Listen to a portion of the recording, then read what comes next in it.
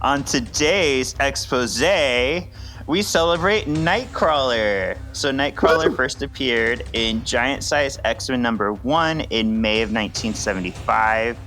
He was created by Dave Cockrum, who was the artist, and Len Wein, who was the writer. So Kevin, this is so interesting to me. I learned this a while back, and I've been dying to talk about it. Did you know Nightcrawler was actually created for DC? No. Is he Nightwing? Yeah. Really? No, not for Nightwing. He was created to be part of the Legion of Superheroes, like one of their offshoot series called The Outsiders. Okay. So apparently, Dave Cockrum was in the United States Navy, and he was stationed in Guam. And he says, these are his words, "I sat up one night in the middle of a typhoon because it was too noisy to sleep, so I stayed up and thought up this character. Originally, Nightcrawler was a demon from hell who had flubbed a mission, and rather than go back and face punishment, he decided to stay up here in the human world. He was supposed to be the sidekick of another superhero character that I had created named the Intruder. So he was going to wear like more normal clothes and just be like demon-y looking. And DC was like, fuck no, we don't want your demon." So a few years later, when Dave Cockrum put together the Giant Size X-Men team of like Storm, Colossus, Thunderbird, and Wolverine in them, since he was part of that, he brought Nightcrawler over, and they said the only thing that they changed besides his outfit was they said, well, since this is an international team, let's make him German, so that way he kind of like fits our theme. Mm-hmm. So yeah, we almost wouldn't have had Nightcrawler as an X-Men. Isn't that crazy? That's crazy. That's so crazy. So I was just thinking when I was watching this, I was like, I would love like a Nightcrawler, Nightwing team up. I mean, because I've always felt like Nightwing was like the DC Spider-Man, but I feel like they go with Nightcrawler too. All the acrobatics, but I think it's the circus connection with Nightcrawler. You know, they have the circus connection. So, I love everything you're saying right now. This would be amazing. You're right. It would be amazing to see them teamed up. Yeah. It'd be cool. Yeah. And we kind of talked to make it happen. We've kind of talked about this before, but Nightcrawler has to see or know what the place looks like that he's going to teleport to. And he bamfs, if you will, through another dimension. Mm-hmm. So that's why it smells like the brimstone when he goes, because that's kind of like smoke from the other dimension coming out. And he typically can port about 2 miles, but he's actually the longest that they've shown that he's teleported is from Vegas to San Francisco. And that was in an act of desperation. Okay. Yeah, so his power's been growing. He's kind of like Paige. He's been known to like get better with his power over time, and then with this whole like resurrection protocols, like they get stronger every time they come back. So his power's been growing like exponentially. Ooh. And more on his origins as we go through this episode. I have some things to say. You may have heard this rant before, but I have some things to say about it. Is it? Oh yes, it's about his birth and the subject of his parents and who his parents are and how they keep changing. Yeah. Okay. Cool. I go where I wanna go. Jean. Scott. Jean. Scott. I summon the Arctic winds. No more mutants. I summon the Arctic winds. No more mutants. I summon the Arctic winds. No more mutants. There's always more gators in the mine. Don't get a Welcome to this week's Solving for X. My name is Sean, the ultimate excavationist. And I'm something of an X-Fed myself. Kevin! Kevin! We're so excited to be here and talk about Nightcrawler. This is such a big episode. It is. I feel like everybody pretty much likes Nightcrawler. I feel like nobody like hates him, but usually he's pretty high on their list. Yeah, I never tell people that he's my favorite, but I always enjoy him. Like, he's such a fun character. Like, he's visually stunning. I love the tail. I love the blue. I love the powers. Like, everything about him is just so cool. So Yeah. and he's a nice guy. So I would take his power in an instant. I would love to teleport. I think that would be the greatest thing, especially living in LA. Just teleport to Disneyland. Get it, mama.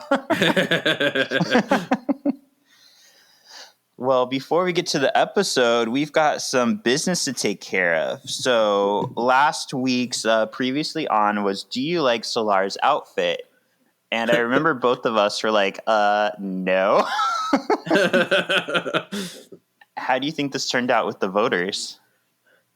I think most people are like, hell no. I'm pretty sure. I was really surprised. I almost expected a 0% yes. But this was actually really close because 10 people said yes, 12 people said no. Whoa. So it's 55% to 45%, Okay. almost Wow. a tie. That's a lot closer than I expected it to be. Yeah. Oh, well, I guess we can't win them all.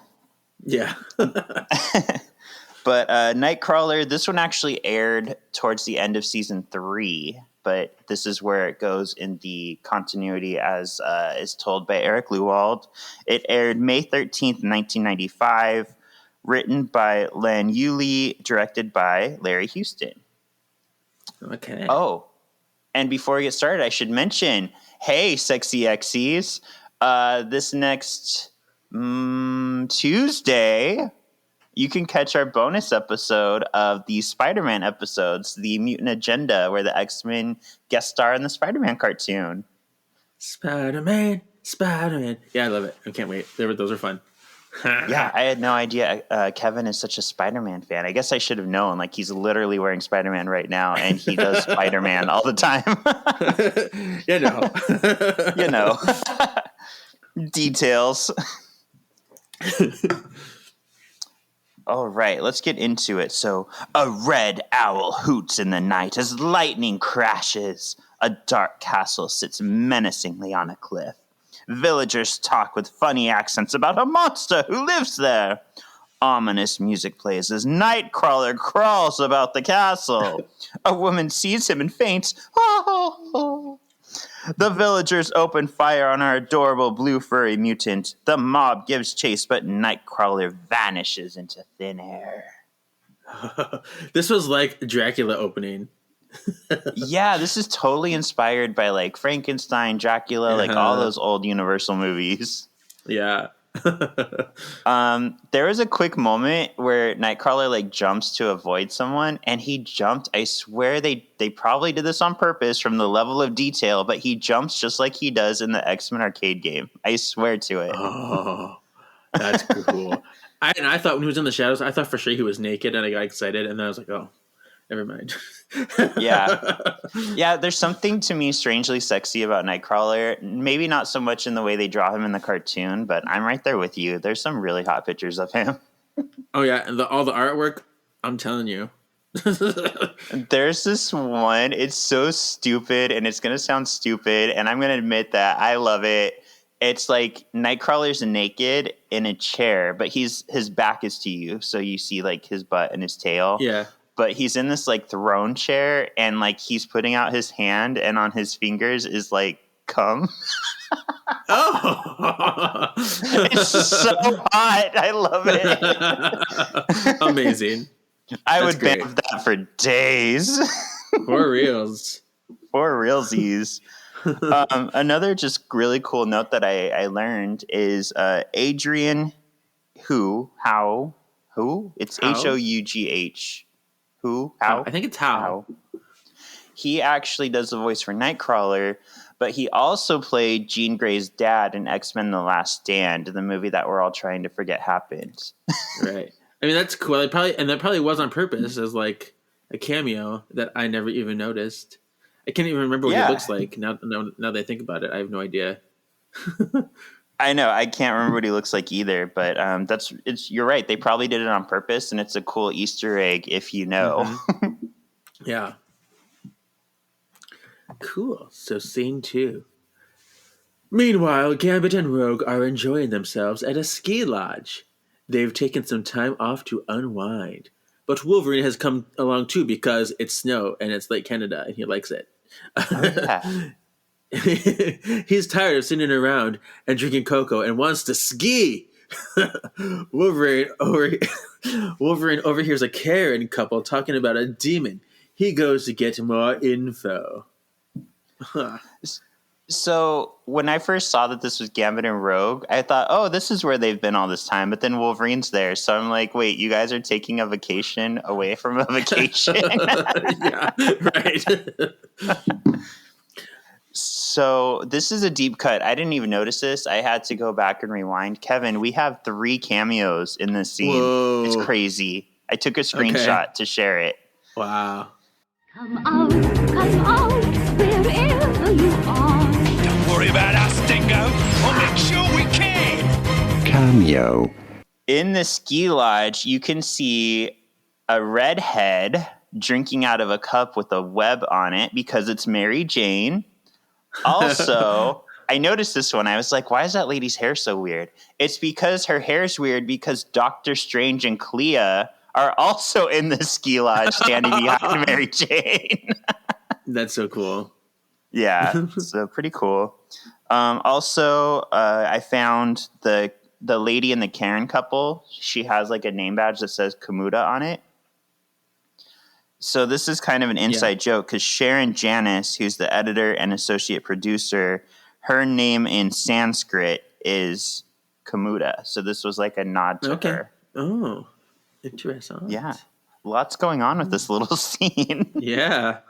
I found, Gambit goes, huh, some fun. Like, it was very, like, I don't know, funny to me, the way he said it. And I found the background track at the ski lodge to be oddly distracting. Really? I didn't even notice it. Oh my gosh. I always in the back in here. Like, I mean, it's good that they usually do that for effect to flesh out the scene, but I'm like, it just feels so odd to me. Maybe because it's just in my face, and I can't unhear it now. That's all I think about. I just sent you the picture I took of Mary Jane and Doctor Strange and Clea. Oh, okay. It's loading. Oh yeah, I did see Mary Jane. That's what. Oh, and there's Doctor Strange. Oh, and I can't see him. How funny! Yay! It's funny. Because I saw that lady and I thought she just looks like Mary Jane. I just think it was actually her. Yeah, and for some reason I noticed Clea with her weird hair and thought that lady has weird hair, but I didn't even see Mary Jane. Yeah, fun. Meanwhile, at the bar, Gambit tries to persuade Rogue to go with him pretty much anywhere but here. Wolverine comes and pays the bill and says he's going demon hunting and invites the lovers along. Mm-hmm. Yeah, so we find Gambit apparently does not like the snow. Wolverine takes off on skis like a Wolverine through the dark night. Rogue and Gambit struggle to keep up. Rogue is worried about it getting dark and wants to fly, but Wolverine is having too much fun watching Gambit struggle on skis. He's like, ha ha, that Cajun. Gambit slips off the slope and runs into a tree. And when he's falling, the butt on Gambit. Of course you noticed that. I was like, okay, fall on the snow anytime. But then he gets knocked out, and then as he's laying there, his powers activate, and he blows up a tree, creating an avalanche. And Wolverine's like, avalanche, not the X-Men, but an actual avalanche. And Wolverine screams his way out of the snow, saving an unconscious Rogue and Gambit. No, because doesn't Rogue fly to save them? Rogue flies. Yeah. Rogue flies and saves them, but then she gets knocked out, and they all get covered in snow. And then Wolverine screams and pops out of the snow. Yeah, it's like you get Magneto and Apocalypse, but you get taken out by a tree. So, did you notice any issues with that line? Something didn't happen yet. In the X-Men continuity of the show, Gambit has never fought Magneto. Oh, that's funny. But yeah, we'll give it to him. Maybe it was between episodes. We'll go with that. It was in the novelization. Okay. Rogue wakes up at the castle they were heading to. A monk stands by her side. The monk offers Rogue a change of clothes. Rogue agrees. She doesn't want to make the natives restless. Nightcrawler watches from above. She's like, I just noticed I'm the only woman here. Yeah. Like, yes. We should put something on so you're not distracted. Like, okay. Although, since we're talking about monks, I've been obsessively playing on my phone the original like Final Fantasy Tactics all the way from the 90s. 90s moments. But Don't have a man. You got mail. 90s moments. The monks in that are so sexy. They have little headbands and they wear like a vest like Aladdin, and they have like poopy pants, and they're so cute. I want to make all my men monks. Fun. They're not like these monks with bad haircuts and robes. Yeah. At dinner, the monk warns Rogue not to go upstairs. That's the West Wing. You must never go there. He says there was damage to the upper levels and some doors go nowhere. Wolverine joins in on supper. The monks seem perturbed that Wolverine seems to not have faith. Wolverine brings up the rumors of a demon. The monks tell Wolverine no demons here. Rogue goes to check on Gambit. What wasn't the last scene too when they had like the snooper and he's like, "Who's the snoop?" Oh yeah, I think so. Yeah, because I had a reaction to that. I was like, "Sexy Snoop." I was like, "Oh, that beard and that bald head." I was like, "Oh," I was a little like, I know you're evil just by looking at you, or you have like some evil plans, but I don't care." Because I was like, "Yeah, I feel you." I know we were just talking about this the other day. According to South Park and Community, if they have a goatee, they're the evil version, and this monk has a goatee, so he's evil, obviously. Yeah. I did also put, this is some never go to the West Wing shit. That's funny. See, I like that we both caught it. So funny. I know. This episode gives me like mad Beauty and the Beast vibes, especially when we get to the end. Like, yeah. It gives me some other vibes too, other Disney vibes, but you'll see. Okay. There was also another continuity error right here. I usually don't love pointing these out, but I'm going to. Because Rogue is wearing her robe, and then she says, "I'm going to go check on Gambit," and she's back in her ski outfit. Oh, yeah. And then the next scene, she's back in her robe. So apparently she took off her robe mid-conversation and then put it back on. Yeah. All right. In Gambit's room, a lone monk slithers secretly to a cupboard and takes out a bottle. He is about to chloroform Gambit when Rogue walks in. The monk throws the bottle at Rogue, causing smoke. He takes the diversion as a chance to leave. Rogue takes off her robe, again, taking off the robe, and gives chase. She runs through a doorway to nowhere and is about to fall when a blue monk, winky face, catches her and teleports, winky face, her to safety. Rogue unveils the monk, revealing Nightcrawler. Oh. Stop it. Nightcrawler. Oh, I love that. That's great. Oh, yeah. I don't know why I'm looking back at my notes, but it made me laugh. Because this is back when they're eating supper, too, when Rogue's like, "What do you boys do here all day besides praying and ministering?" I expected him to say, "Circle jerks and orgies."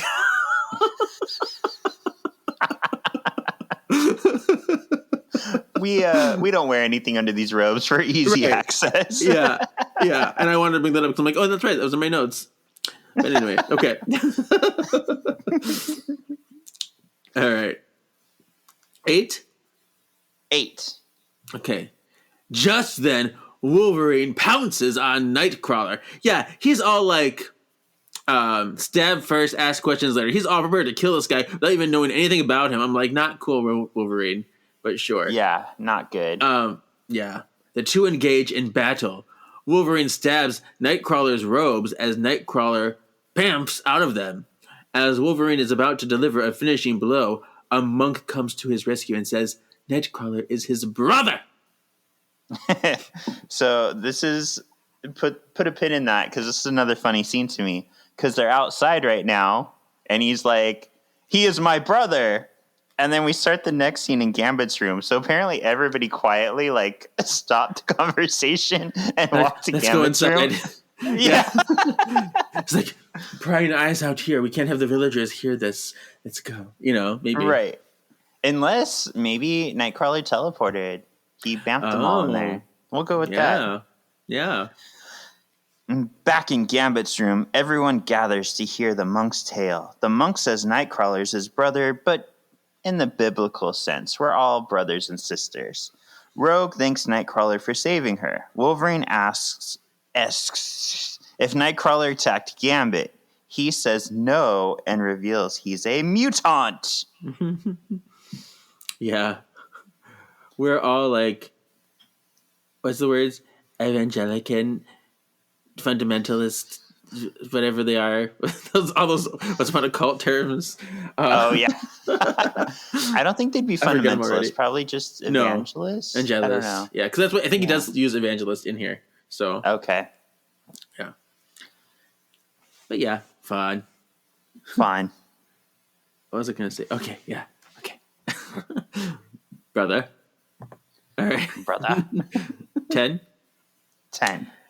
Nightcrawler tells his tale of woe. He reflects on being born an obvi mutant because his blue. The baby is unnaturally blue. I know what you did there. There you go. His mother ran out of the village with her baby. She put him in a basket and sent him down the river like Moses. Yeah. It is revealed his mother is Mystique. Nightcrawler is found by a traveling circus. He felt like outside of the circus he was still an outcast, which is why he left the circus and became a secluded monk. So this is exciting to X-Men fans because we have 2 cameos here, Kevin. 2 cameos. Oh. Come out, wherever you are. Don't worry about us, Dingo. We'll make sure we can. Cameo. So they never name them, but when Nightcrawler is picked up by the traveling, they're Romani, basically. The older lady who picks him up is Margalie Zardos. So he's taken in by the Zardos family. And she is very much like a Agatha Harkness type character, where she's your friend as long as it benefits her, basically. There was just a recent one where she came back and she like fought Nightcrawler because they had different goals. Yeah. And then when Nightcrawler is thinking back on his time on the trapeze, the flying trapeze. That's what it is. Okay, yeah. When he's doing that, I guess the trapeze. The plural of trapeze is trapeze. Yeah, trapeze. The girl who's on the trapeze with him in like that pink outfit with the headpiece is Amanda Sefton, who is Margalie's daughter. So Nightcrawler grew up with her, and once they were older, they actually had like a small romance, which was kind of weird since they were like kind of brother and sister. Yeah. They're not related at all, but they grew up together. That name sounds familiar. I can't remember why. Amanda Sefton. Yeah, she took up the moniker of Magic for a little bit when Magic was dead, but it was very brief. Yeah. Okay. So she's actually a cool character. She's a Magic user, and she's pretty cool. Nice. And I did note here, just for continuity's sake, the reason why Kurt has the last name Wagner is because the Baron's name was Christian Wagner. So that's where he got the name from. Wagner. Wagner. So here's where I'll do my quick rant. Here's what just really pisses me off, Kevin. Sorry you have to hear it again. So the original plan for Nightcrawler by Chris Claremont was they could never find his dad. It was a big mystery. And the reason was Mystique was actually Nightcrawler's dad. Mystique turned into a man, had sex with Destiny, her wife, or their wife. Destiny was actually Nightcrawler's mom. But Marvel at the time, this was like the late 90s, was like, that's some like gay shit. Like, we can't do that in our comics. That's a little too gay. We can't have women turn into men and sleep with women. Like, that's weird. So in the mid 2000s, rather than have two women show their love through, shape shifting, they decided, you know what? Let's make Nightcrawler's dad the literal devil, because America is more accepting of the devil than same-sex love. Shame. And like, I don't hate that Azazel's his dad. I just hate that that's what it is instead of the more beautiful, he's a love child. Yeah.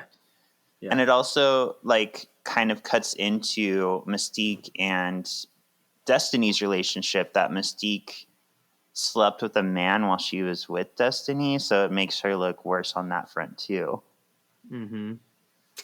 See, it's a whole bunch of backwards crazy. I don't like it. Yeah. And then it was later said like Azazel was posing as the Baron, I believe, and that he like had a bunch of children. So Nightcrawler has all these like brothers and sisters, and it got weird. Shit got weird. Yeah. All right, scene 11. Nightcrawler tells them that humans don't like to look at those who are different or failed like him. Wolverine gets real mad for Nightcrawler, but Nightcrawler says he's made peace with it. Wolverine tells Nightcrawler God gave up on mutants a long time ago. He storms out. And Gambit be like, that's all well and good, but I still want to know who tried to kill me, though. Home. Yeah, so we got a really cool dichotomy between these two polar opposites, but I think both have validity, so it's just based off your experiences, so. Yeah, that's a good point, because Wolverine can pass for normal, or for human, I should say. Normal is a shit word. He can pass for human, but he's been so wronged by regular people. And then you have Nightcrawler, who looks like a devil, who's also been wronged, but he's like, no, we can't just keep doing wrong. We have to do something right to change it. Yeah. All right. Outside, the townspeople gather to hear a monk, the same one who has been slinking about. The sexy snooper, Reinhardt is his name. Yeah. He tells the demons there's a beast in the castle. He's got fangs, razor sharp ones. The villagers gather their pitchforks and move to attack. No. And this is where I fell out of sexy love with him. Like in the beginning, I was like, "Ooh, yes," and here I'm just like, "Okay, sweaty drama baby, like you're out now. I don't like you." Sweaty drama baby. Wow.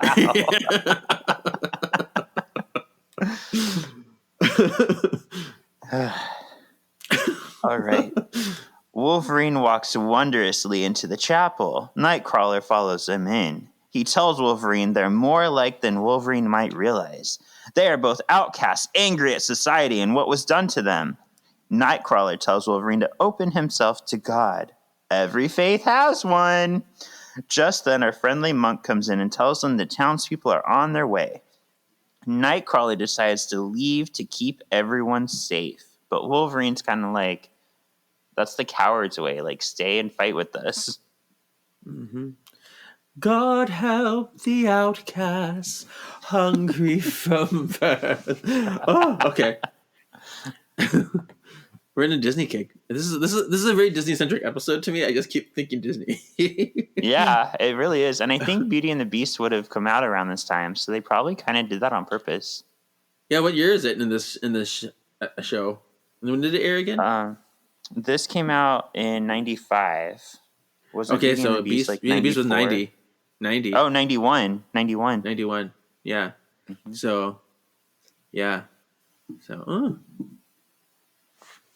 95 was Pocahontas. I believe. Ew. No, I don't. What? I like Pocahontas. I'm just kidding. I like it. It's just not my favorite. Fine. Hated on my favorite ones. Because Pocahontas and Hunchback are like my favorite things. Also my favorite things. But anyway, it's fine. It's fine. Okay. Rogue and Wolverine watch as the mob gets closer, singing the mob song, Sacre Bleu, invaders! Rogue reminds him the people aren't bad, just scared. As they prepare for battle, Gambit says he's here to help. Gambit does his best to create a distraction, but he's shot in the shoulder. The invaders break down the door and invade the Abbey. Wolverine blocks the stairway as Rogue destroys fine art to use it as a rope. Two men grab her arms, and she absorbs their thoughts. Birds scream crazy. This is where she's doing like, "Hey, get out of my head!" And just like, the people are afraid. My family, the demon, Satan. Ow! Rogue gasms onto the floor. Yes. So I really appreciate this scene because I like how Rogue reminds us that they're doing this out of fear. I think that's something we need to remember, like with people. There's some sort of fear that's pushing people to act the way they are. Yeah. And like I like the way they turn it into a visual with her absorbing their powers and like saying it. Exactly. Because like in their brain, it's the thing is like people don't understand something, so in their mind they just expect the worst. They imagine the worst, and they believe that that's the truth, even though it's all in their head. Yeah, because I feel like we see this a lot. I mean, not to hate on them too much, but I feel like we see this a lot from Republicans. It's a lot of like fear mongering. Like, if this passes, then your kids are going to be subjected to gay sex or this or that. And I'm like, that's not even what we're saying. Where did you get that? All this stuff doesn't even affect you, and still you make it your business. It's like, come on. Yeah, so I think we all should try to learn something from Rogue here, but it's hard because it's not as black and white as it was in the cartoon. Yeah. All right, meanwhile, Wolverine is still being the scourge of gardening tools as he destroys the villagers' weapons. He swings like Sia from a chandelier and escapes. Chandelier. All right. 16. Villagers surround our good monk and demand to know where Nightcrawler is. The demon! Speak of the devil, it's Nightcrawler. And he teleports, there you go, and reveals himself. The villagers scream and run. Oh my god! Oh, get out of here! Nightcrawler teleports his monk friends into the library of the West Wing. He announces that he will surrender to stop anyone else from getting hurt. Aw, such a sweet Nightcrawler. Such a sweet Nightcrawler. What do you think the people would have done to him if he surrendered? I don't even want to imagine. I know. Yeah. Something awful. Yeah. As Nightcrawler watches Wolverine fight down below, evil brother Reinhardt sneaks up behind him with a gun. He fires on Nightcrawler repeatedly, causing a blazing fire. One of the villagers shoots out the balcony, causing brother Reinhardt to fall. Nightcrawler catches him. He says he forgives Reinhardt, but it's up to God to forgive him as well, as he has defiled their home. This is some heavy shit. I love this. I'm glad to hear you say that because this scene is very Hunchback. Yeah, it is. It's all about the people. I watched Hunchback recently and I liked it better. Oh, good. I didn't hear the result of that. I just heard that you watched it. Because, this is all about, like, Reinhardt, who's all about, like, othering and the demons and, like, you gotta save our families. And then Nightcrawler's like, no. And he's like, but then he starts to fall, like his Frollo. And he's like, I will save you. But it's a little bit different because Quasimodo's like, I'm going to throw you off this church versus let me help you. But, actually, well, that's in the book, not the movie. The Disney movie, he does try to help him. Sorry, I should clarify. But in the original book and the musical, Quasimodo's like, I told you, master, I am very strong. And he grabs him and chucks him off the church. Wow. So I like that Quasimodo. Yeah. And that's because after Esmeralda dies and everything. And he's like, look what you did. You're a horrible person. You are wicked and you should be punished. And so, yeah. Anyway, they didn't put that in the Disney movie. Why? Okay. I do think this is a very valuable lesson, though, for kids, like in seeing Nightcrawler as the supposed villain, but look at everything Reinhardt did to like victimize him. Like he's burnt down their monastery, basically. Yeah. He's like, oh my goodness. Yeah, and I love the line that he said. He says, like, it's like this stuff is not on me. This is this is what happened because of your bigotry. So. Mm-hmm. Yeah, and that sometimes you need that like real realization when it's right in your face, and sometimes people still don't get it. But I'm glad that he came around. Yeah, I love this. 18. As the monastery is being brought under control, Nightcrawler tells Wolverine everything turned out great. Wolverine is confused. He's like, "Your church is burned. You know, you had a whole tiring day." Tiring evening. Nightcrawler tells him, he's like, no, the villagers no longer look at him as a monster. And no one was hurt. We're all alive. No one died.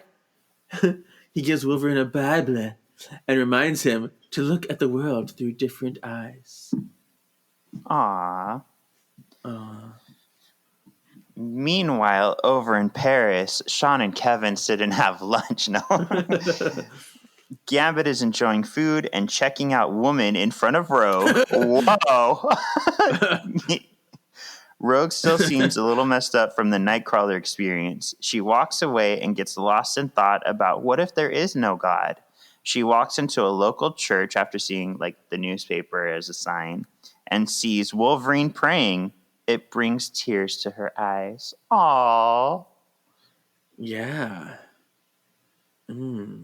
Yeah. How did you feel about this ending? Was it like too much? Was it okay? Like, yeah. No, I thought it was good. Yeah. I mean, it's interesting to see the shift in Wolverine because I wouldn't consider myself a very religious person, so I do get, I guess, turned off by overly preachy things. But I thought this was in good taste, you know, because it's still something that exists in the world. People still have faith, and it's okay to have that faith, especially if it makes you live your life better. It starts to make you a better person. So why not, you know? Yeah, I think I completely agree. I think faith is very personal. I don't think we should ever persecute anyone for their faith, but I also think that you shouldn't push your faith on other people. That's the main problem I have with a lot of these religions that encourage their people to go out and get more members. So the way it's presented here is beautiful because Nightcrawler and the other monks, they're not pushing it on people. They're just there to help people. So I like that. Yeah.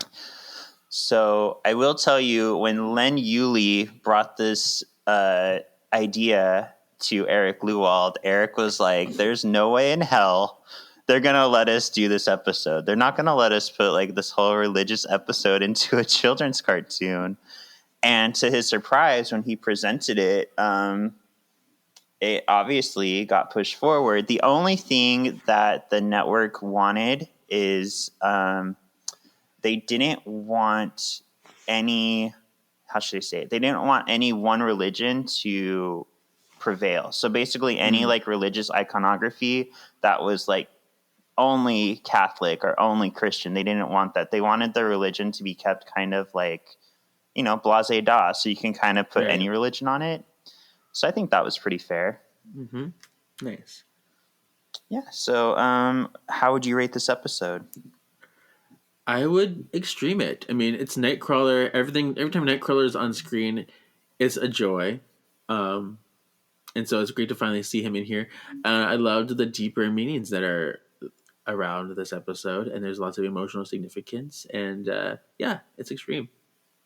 Yeah, I'd extreme it too. I'm the same way as you. Like, I think religion does kind of turn me off a little bit. So like the ending with Wolverine praying doesn't do much for me. Yeah. But I love the overall messages. I love that it can be something that brings people to being a better person through Nightcrawler.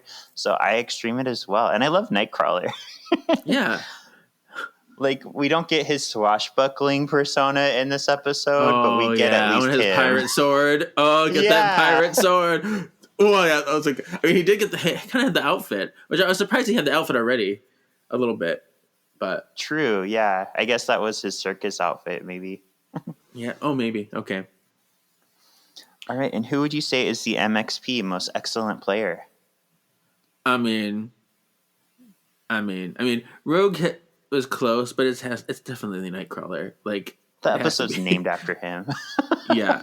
If he's not the standout, they did something wrong. Yeah.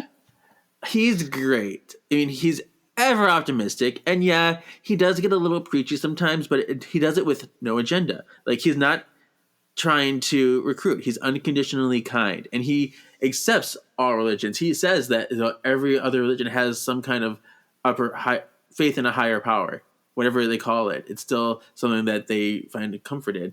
And so he does not seek to convert people, but he helps them to learn to appreciate the things in life that they have.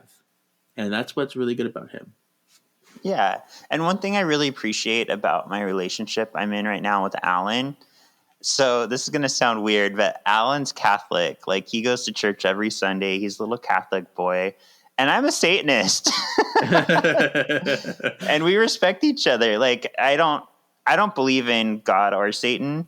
Satanist is, for if you don't know, a Satanist is basically like someone living by the tenets of Satan. Like, you know, we have sexual desires for a reason. We're meant to have sex. And a Satanist is not supposed to, like, they call it social vampires. Like, if somebody's draining your energy, Yeah. like, maybe they're not the best to be around. And some of the things that when I read the Satanic Bible that stood out to me is it said, Satanists don't hurt children because children are held sacred, because children still see into the other realms, like the spiritual realms. So it's that whole childlike innocence that we want to keep sacred. And also same with animals, because Satan is half beast, we don't hurt animals. So it's kind of like certain tenets you wouldn't think about within Satanism. It's all pretty much everything you hear about Satanism is the fear mongering again. People find a rumor and they go with it and they exploit it, and it's like none of that's even true. Exactly. And then Satan they do the just same thing with becomes Wicca, and everything, every kind of paganism. And Satan is used as like this bedtime story. Like, there's a satanic cult raping children. I'm like, okay, stop using Satan as like the bad guy for everything. Yeah. So yeah, did you see King in this episode? Absolutely not. Okay, good. You're not crazy. All right. So what would you say is the X factor? Okay. This is something. It's like, okay. Being able to smile through adversity. So finding reasons to stay positive when you're constantly marginalized and constantly put down and shitty things are happening to you is one thing that X-Men was and is always about. And so that's really strong in this episode. I love that. Thank you. Yeah, and mine is along the same lines. It's seeing Nightcrawler in person, because I think over time, Professor X has been kind of outed as somewhat of an asshole. Like, he does stuff behind the scenes, and he's not always like this great guy that he's been lived up to be. So for me, Nightcrawler is the X dream. Like, he is the reason the X-Men fight, because he looks different, but he's still so optimistic. So seeing that is like what makes the X-Men. He's the fuel for the X-Men. He's such a big part of them too. Mm-hmm. All right. So our previously on, Kevin, you could tell me if this is too much, but I purposely shared my beliefs for a reason, because I'm generally curious, because I've read that religion is kind of on the downtake right now. Like, less people are being religious and more just kind of spiritual. So I kind of want to know from our listeners, like, how do you identify religiously? And obviously there's a lot of religions, so I'm keeping it kind of to the basics. So are you Christian, Catholic, spiritual, or other? So that way we can encompass everything. And feel free, if you're other, to write in and let us know what you are. So that way we won't necessarily call you out unless you want us to, but at least we'd know like kind of what's going on. Yeah. Do you think this is too personal? Is this too private for our listeners, or do I have a right to ask? No, I mean, because you can ask. It doesn't mean people have to answer. So I think it's true. Fine. Does this mean I have to answer now? Yeah, go ahead and answer. Okay, I feel like I've talked about this at some point somewhere. I don't remember where, but I consider myself a spiritualist. And but people... So spiritualist doesn't necessarily mean religious. It just means that I have a belief in the energies of the world. So everything in nature, every human person, every animal, even objects, they give off energy. And, you know, it's all around us. And I believe in what those energies can manifest into. And that's really all that spiritualism it means. Different religions take that in different ways. But I just root it in that core value. And that's kind of how I live my life. So ghosts and things, I like that type of stuff too. So yeah. I know. I feel like energy it's something I very much believe in too, because I feel like it encompasses everything. Like, for example, I was going through a hard time and my boss at the time knew, and she asked me, "Can I pray for you?" I was like, sure, because that's just a form of energy. It's just going through the God that you believe in and sending good energy my way. So I love the idea of energy, and I love that you believe that too. Right. I was raised Christian. I went to Catholic school, private school, pretty much from kindergarten through 12th grade. So I was taught all the Bible stuff. I don't remember most of them anymore, but then when Charmed came out, I became obsessed with Charmed, and I started researching like Wicca and stuff, and I found like I liked a lot of things that they said, but I'm like, I cannot be devout. I cannot do all these practices. I'm too lazy for that. So yeah, me too.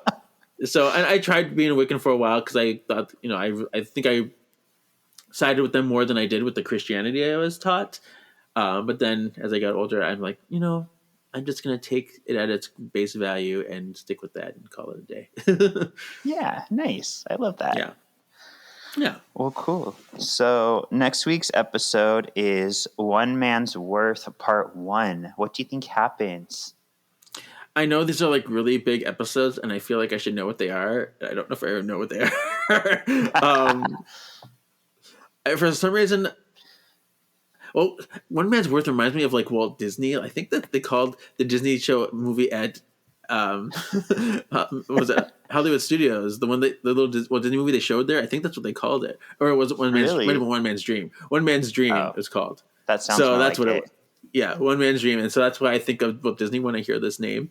I'm guessing it's a big Xavier group episode, something to do with Xavier's dream to create the X-Men and what it means now.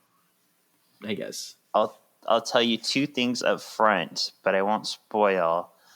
Remember how in the way beginning I told you that some of these episodes inspired events in the comics? Oh. One Man's Worth inspired a big comic event, but one thing for you to look out for when you watch it, one of our most... Is he in this? One of our most favoritist Spider-Man suits has a really small, really quick cameo in one of these episodes. Okay. You have to look for it. Okay. I'm sure you'll see it. It's not that hard to notice, but it's exciting.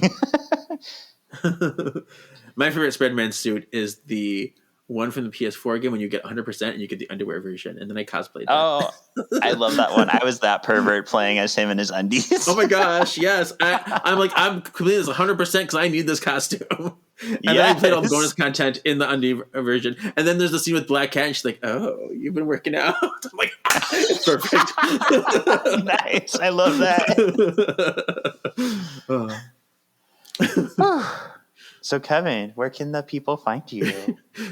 Yeah, you can follow my personal Instagram, KGZ87, or you can follow the other podcast I'm on, Words of the Witches, where we are doing season 10 of the Charmed comic books. And oh my gosh, the season gets so juicy. Oh. Oh, just like my underwear whenever I'm talking to you. Squish, squish. And you can find me on my family-friendly podcast, Marvelous Galaxy of Disney, with all your Disney news, or on our last few episodes of Once Upon a Cult. Wait till you see what we're doing this next week. It's a little crazy. Basically, if you don't get along with a coworker, you're expected to go have sex with them until you get along. Oh. I cannot wait to hear that one. And then don't forget to check out on Tuesday. Kevin and I are putting out it's one episode on the 2 Spider-Man, the Mutant Agenda episodes with the X-Men cameoing in them. Cool. Well, thank you for listening, Sexy Exies, and we'll see you Tuesday and then next Friday. All the days! Yeah! Yeah!